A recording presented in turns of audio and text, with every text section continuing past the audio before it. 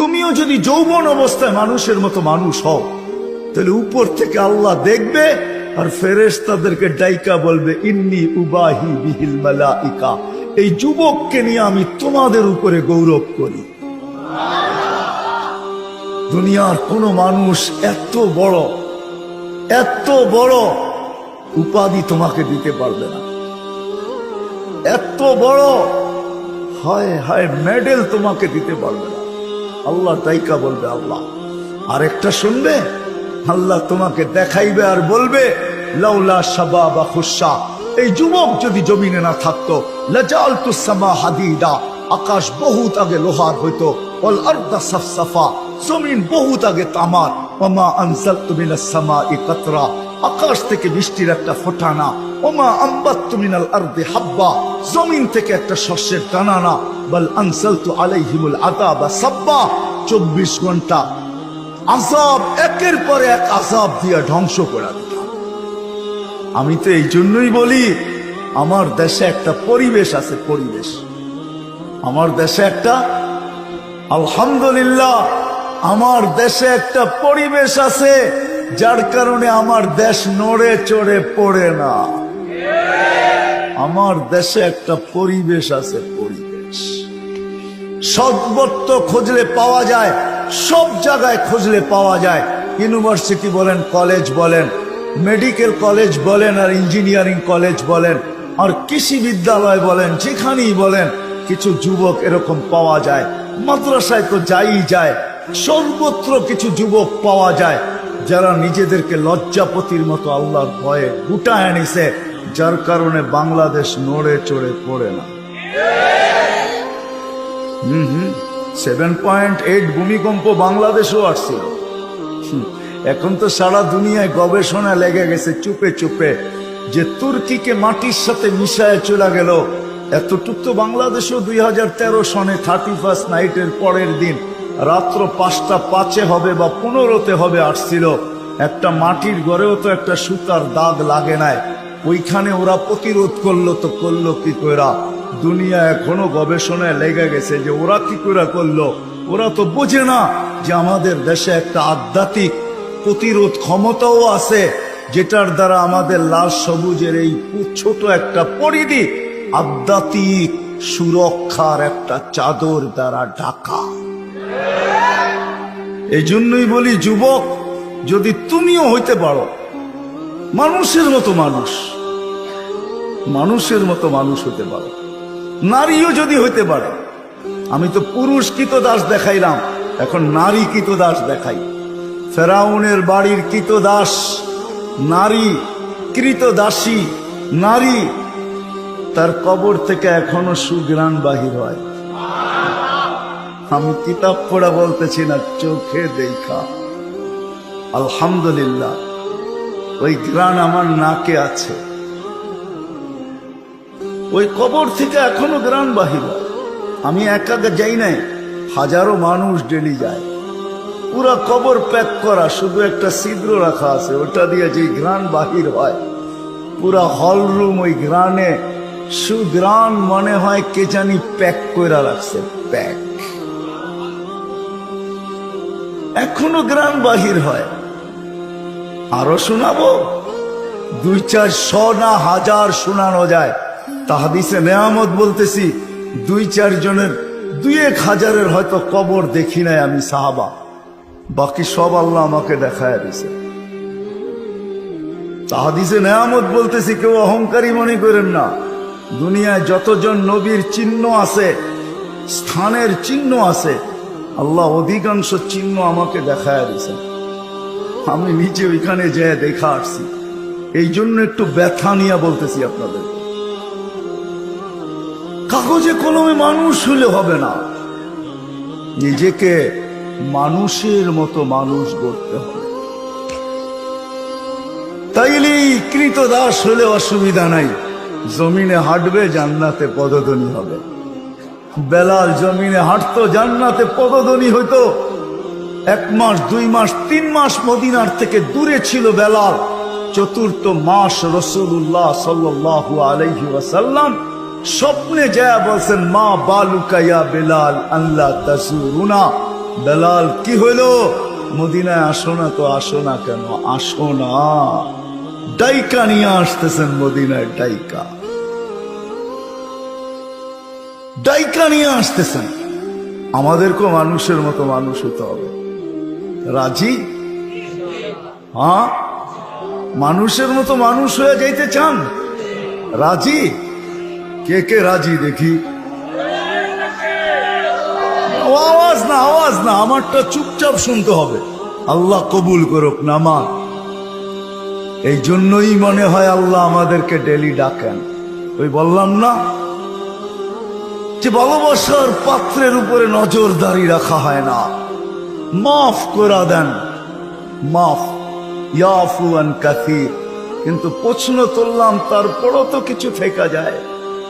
এই জন্যই 5 বেলা ডাকেন যে ওটাও যেন না থাকে, ওটাও যেন, ওটাও যেন, ওটাও যেন।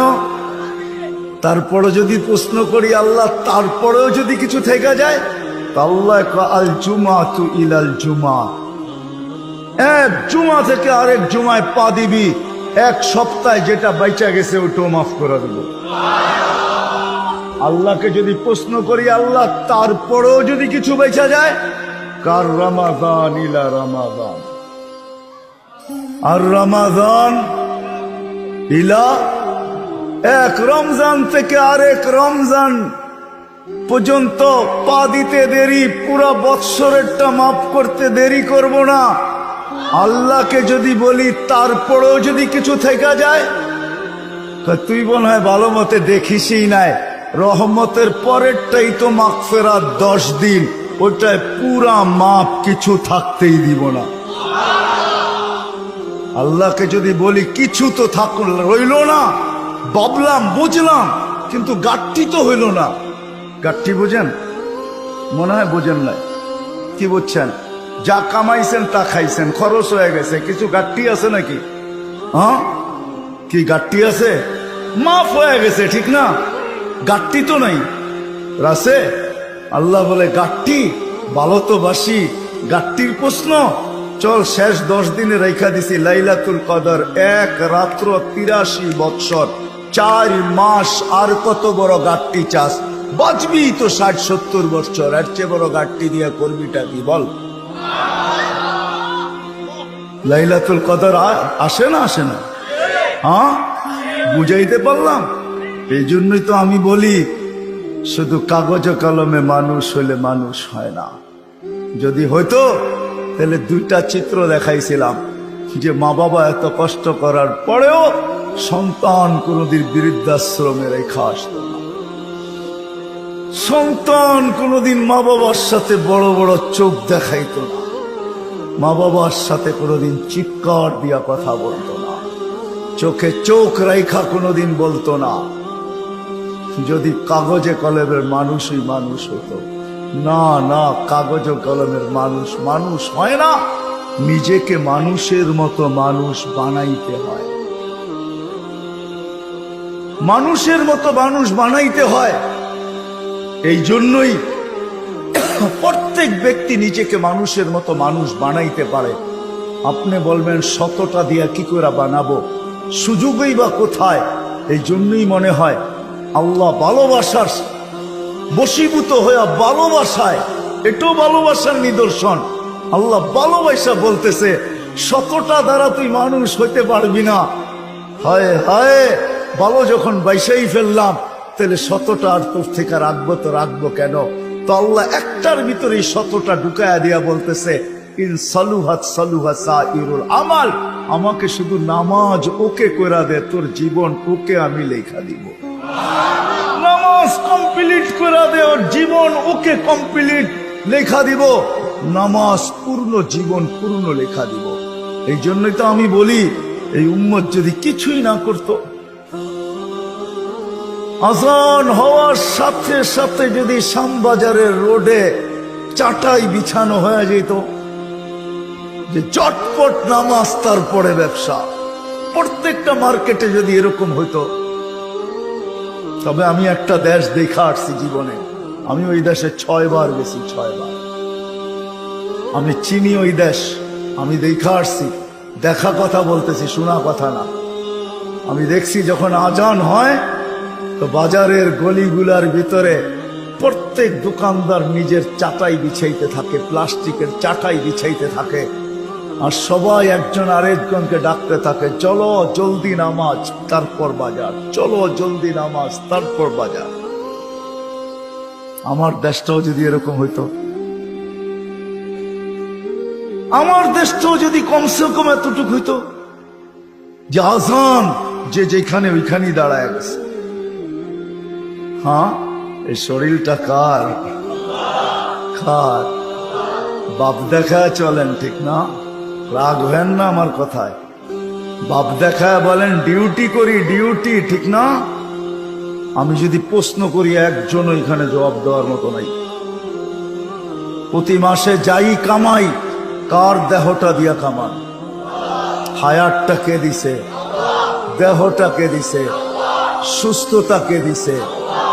পূর্ণতা কে দিছে? কামানের মতো যোগ্যতা আপনার ভিতরে কে দিছে?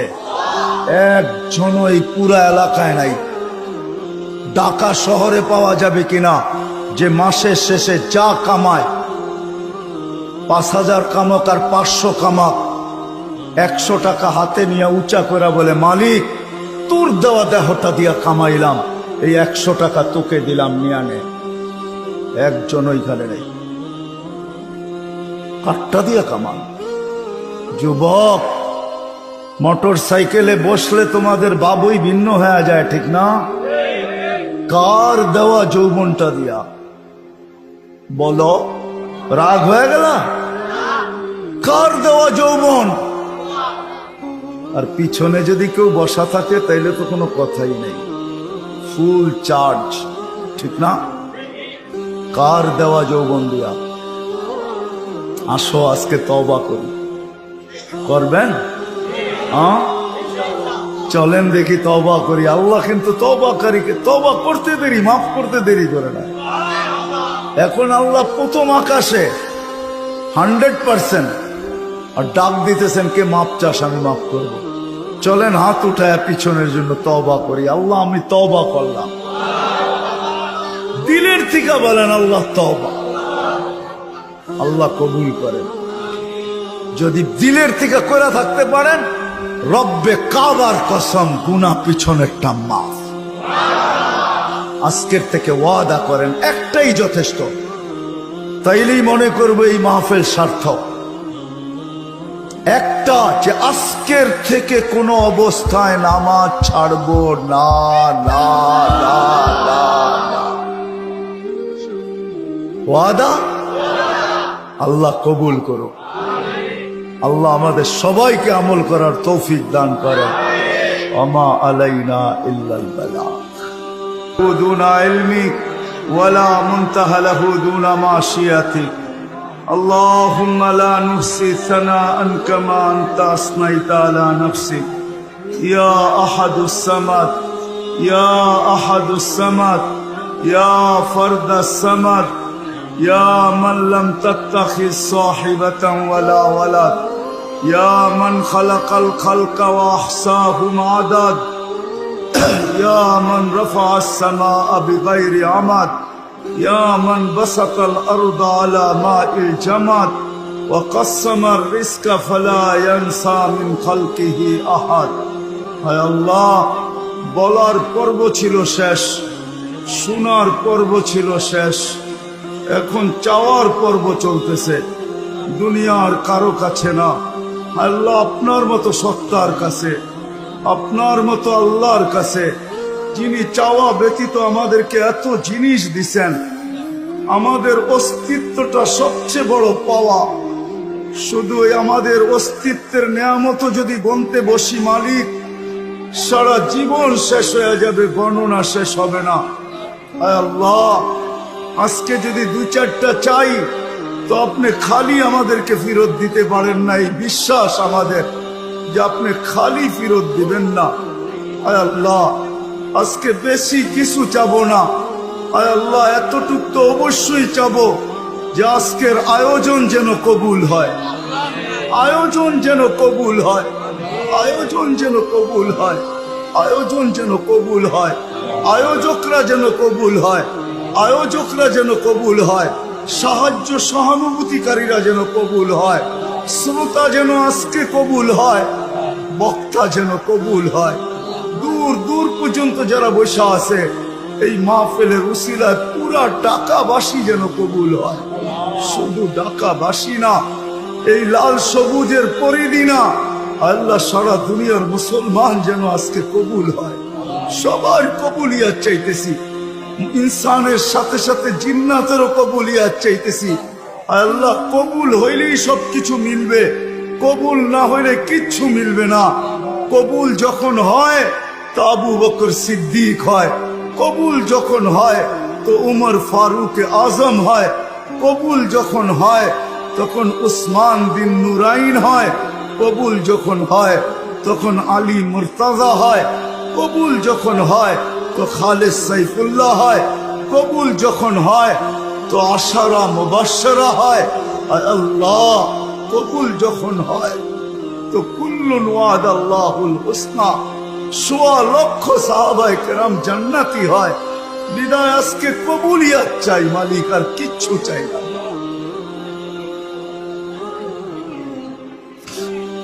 আয় আল্লাহ, আয় আল্লাহ, প্রত্যেকটা আয়োজকদের ভিতরে প্রত্যেক ব্যক্তি, আয় আল্লাহ এই মসজিদের কমিটি আজকে যেন কবুল হয়, যুবকরা যেন কবুল হয়। আয় আল্লাহ যারা শুনছে তারাও, যারা শ্রম দিতেছে তারাও, আয় আল্লাহ পুরা মুসলিম যুবককে আজকে কবুল করেন, মুসলিম যুবককে কবুল করেন, মুসলিম যুবককে কবুল করেন, সাথে সাথে নারীদেরকেও কবুল করেন, পুরুষদেরকেও কবুল করেন। কমিটি যারা জীবিত আছে তাদেরকেও কবুল করেন, যারা কবরে চলে গেছে মালিক কবুলিয়াতের চাদর দ্বারা পেঁচায়া এদেরকে জান্নাতুল ফেরদাউসের ভিতরে জায়গা নসিব করেন, জান্নাতুল ফেরদাউসের ভিতরে জায়গা নসিব করেন। যারা জীবিত আছে এদেরকে এই খেদমতের উসিলায় আয় আল্লাহ জান্নাতের উঁচু থেকে উঁচু মাকামে পৌঁছার তৌফিক নসিব করেন। আয় আল্লাহ এই মাহফিলকে কবুল করা পুরা এলাকার ভিতরে হেদায়েতের হাওয়াকে চালু করে। আয় আল্লাহ এই মাহফিলকে প্রতি বৎসর কিয়ামত পর্যন্ত এইভাবে এদেরকে আয়োজন করার তৌফিক নসিব করে। আয় আল্লাহ যার যে পেরেশানি আছে দূর করে দেন, যেই ধরনের পেরেশানি হোক আয় আল্লাহ, যেই ধরনের হোক, ছোট হোক আর বড় হোক, আয় আল্লাহ যেই ধরনের পেরেশানি হোক আল্লাহ দূর করে দেন, দূর করে দেন। যারা অসুস্থ তাদেরকে শেফায়ে কামেলা আজেলা মুস্তামেররা নসিব করেন।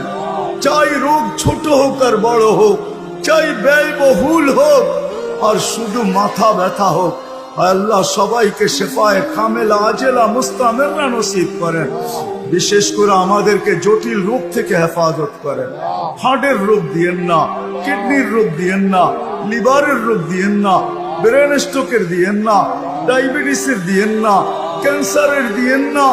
করোনাকে আর কোনোদিন আমাদের সীমান্তে ঢুকতে দিয়েন না।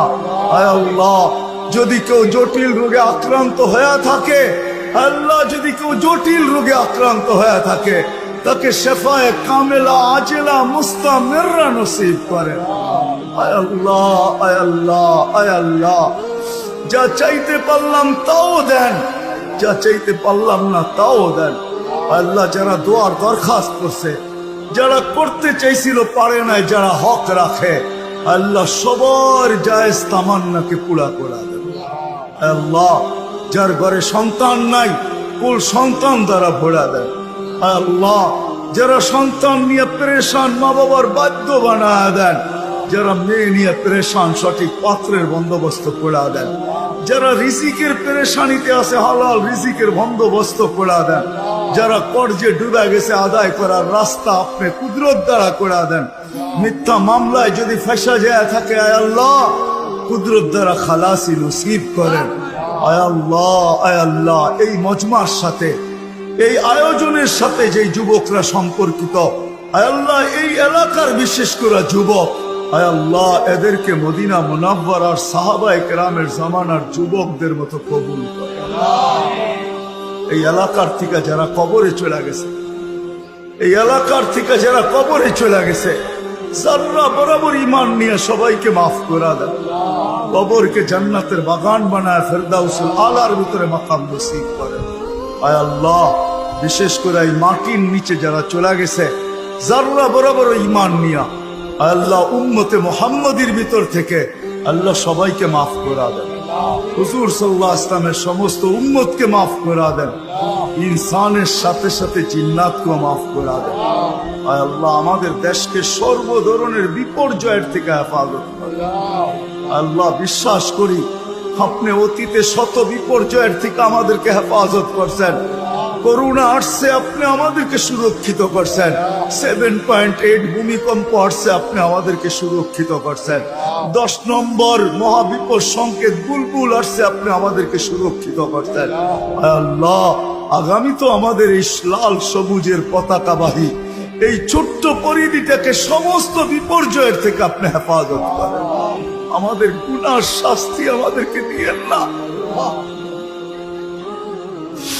আল্লাহ, আমরা আজকে তওবা করছি, আর কোনোদিন গুনার দিকে ফিরবো না। ওয়াদা করছি আর কখনো নামাজ ছাড়বো না। আমরা এই কথা বুঝছি যে আপনার কাছে মানুষের মতো মানুষ হয়ে যেতে হবে।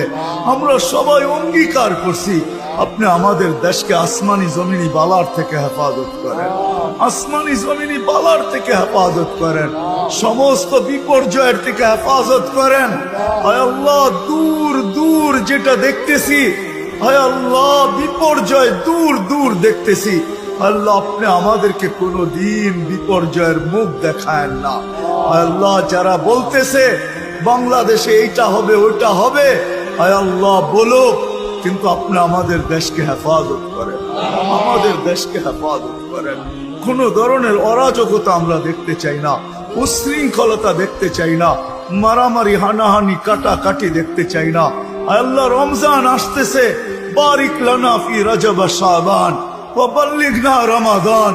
আল্লাহ, আমাদেরকে রমজান পর্যন্ত পৌঁছার তৌফিক নসিব করেন। রমজানের ভিতরে সহানুভূতি দেখানোর তৌফিক নসিব করেন। আল্লাহ, যাদেরকে অর্থ দিছেন, সমর্থ দিছেন, আল্লাহ তারা যেন গরিবদের বুকের সহানুভূতি দেখায়। আয় আল্লাহ, এই ব্যবস্থা আপনি কুদরত দ্বারা করে দেন।